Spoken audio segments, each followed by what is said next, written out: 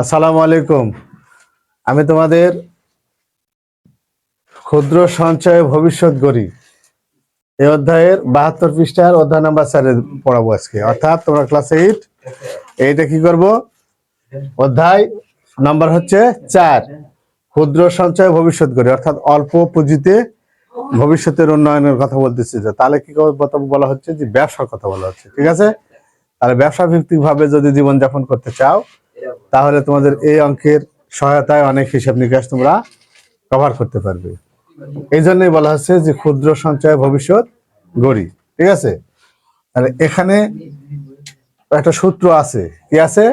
সূত্র আছে। যেমন মূলধন, এখানে মূলধনকে আমরা বলবো প্রিন্সিপাল, অর্থাৎ মূল টাকাকে প্রিন্সিপাল বা প্রধান বলা হয়। তাই প্রিন্সিপাল থেকে প্রি নিয়েছে। তারপরে বলেছে মুনাফার হার। কিসের হার? মুনাফার হার। তাহলে মুনাফার হার যখন নির্ণয় করবো তখন আর রেট অফ ইন্টারেস্ট, ইন্টারেস্টটা হচ্ছে এটা হার, ইন্টারেস্টটা কি মুনাফার। এই যে রেট অফ ইন্টারেস্ট আসছে, অর্থাৎ এই ইন্টারেস্টের থেকে যে ইন্টারেস্ট, রেট অফ ইন্টারেস্টের আর দিয়ে শুরু রেট বানান। তাই এখানে কি বলছে, আর অক্ষরটা এখানে নিচে। ইন্টারেস্ট হচ্ছে এর হচ্ছে মানে সুদ, সুতা কথা বাংলা হিসেবে হচ্ছে সুদ। আর মুনাফা হচ্ছে আরবি ভাষা, ঠিক আছে? আর ইংরেজি ভাষা হচ্ছে ইন্টারেস্ট, ঠিক আছে? রেট এর একটা গড় আছে, সেজন্য এখানে রেট অফ ইন্টারেস্ট বলছে। সময় এন ইজ ইকাল টু, সময় হচ্ছে এন, টাইম। প্রশ্ন হচ্ছে স্যার পি এখানে লিখলো প্রিন্সিপাল থেকে, পি আর থেকে নিল, রেটের থেকে নিল আর, তাহলে সময় টাইম টাইম থেকে টি লিখবো স্যার। আসলে টাইমটা ন্যাচারালি ভাবে যায়, ন্যাচারালি মানে প্রকৃতির নিয়মে, তাই এখানে এন দ্বারা সূচিত করছে সময়কে, ঠিক আছে? সময়কে কি দ্বারা সূচিত করেছে? এন দ্বারা সূচিত করছে। তারপরে কি মুনাফা, মুনাফা হচ্ছে ইন্টারেস্ট। মুনাফাটা কি? ইন্টারেস্ট। এই ইন্টারেস্ট বানানের আয়টা নিয়ে এখানে ইন্টারেস্ট বুঝাইছে, ঠিক আছে? তাহলে আমরা যখন এই অনুশীলন অঙ্ক করতে যাব, তাহলে সরল মুনাফার অঙ্কগুলা ফার্স্টে আছে। তাহলে সরল মুনাফার সূত্রগুলাই তোমাদেরকে আমি কভার করাচ্ছি। বলেছে মুনাফা চাইলে, যদি উত্তরে মুনাফা চাই তাহলে লিখবে আমরা জানি। কি লিখবা? আমরা আমরা জানি। কি জানি? আমরা জানি লিখবা যে I is equal to, I is equal to কি? P N R. I is equal to কি? P N R. এটা হচ্ছে ইন্টারেস্টের সূত্র। তাহলে যদি আসল চাই, এখানে যদি উত্তর চাই যে মুনাফা নির্ণয় করো, তাহলে আই ইজ ইকাল টু, মুনাফা চাইলে লিখবে I is equal to P N R, ঠিক আছে? তারপরে কি হলো, এখানে দেখো পি এন আর লিখলাম। তাহলে এই জায়গাতে আই ইজ ইকাল টু মান নির্ণয় করে শুধু মান বসায় দিবে। কি করবে? শুধু মান বসায় দিবে। কি মান বসায় দিবে?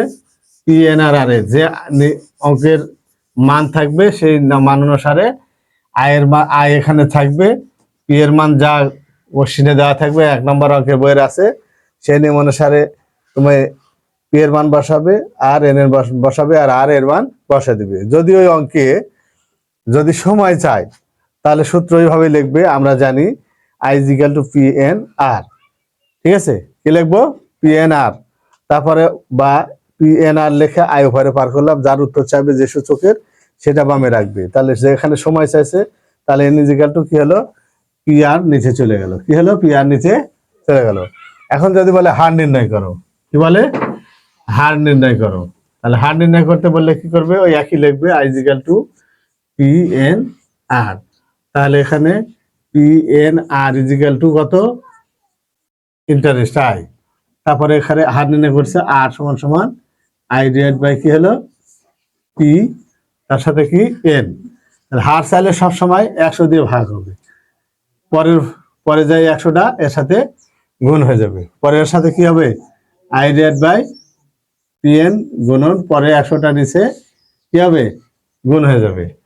আচ্ছা, এখন এই নিয়ম অনুসারে তোমার বইতে অঙ্ক আছে।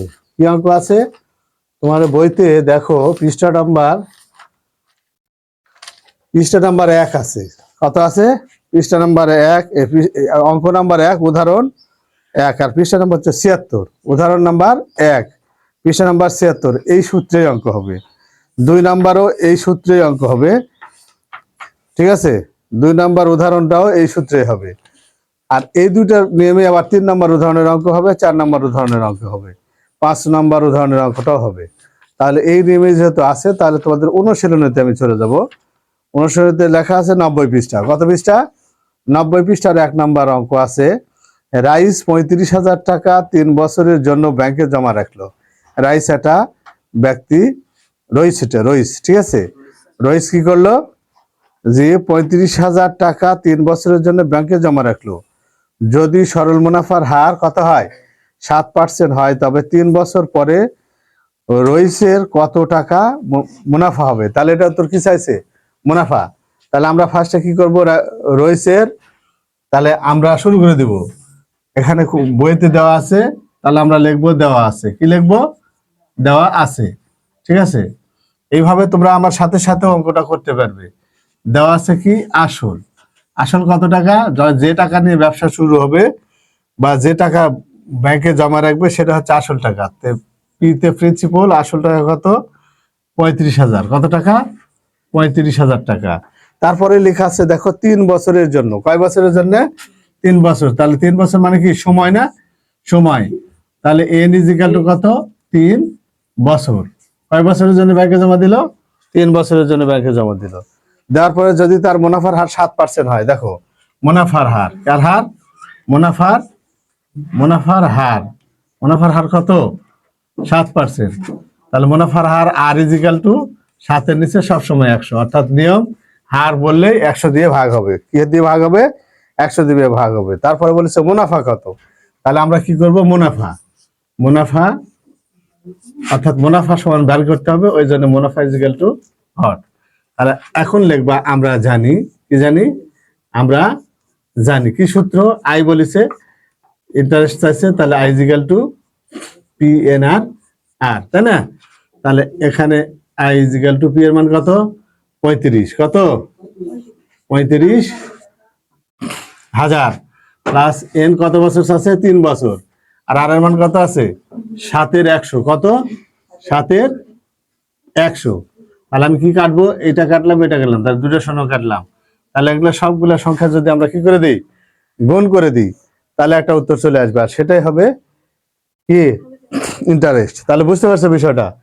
এই নিয়মে সবাই খেয়াল করবে তোমরা, সেটা হচ্ছে যে এই নিয়মে উদাহরণের 1, 2, 3, 4, 5 পর্যন্ত অঙ্ক হবে। কত পর্যন্ত হবে? উদাহরণ 1, 2, 3, 4, 5 পর্যন্ত একই নিয়মে অঙ্ক হবে। উদাহরণ 1, 2, 3, 4, 5 পর্যন্ত একই নিয়মে অঙ্ক হবে। তারপরে অনুশীলনীর আবার 1, দেখো উদাহরণ কত? আচ্ছা, উদাহরণ এখন আমি তোমাদেরকে লিখে দিচ্ছি, দেখো তোমরা লিখে দিতে পারো।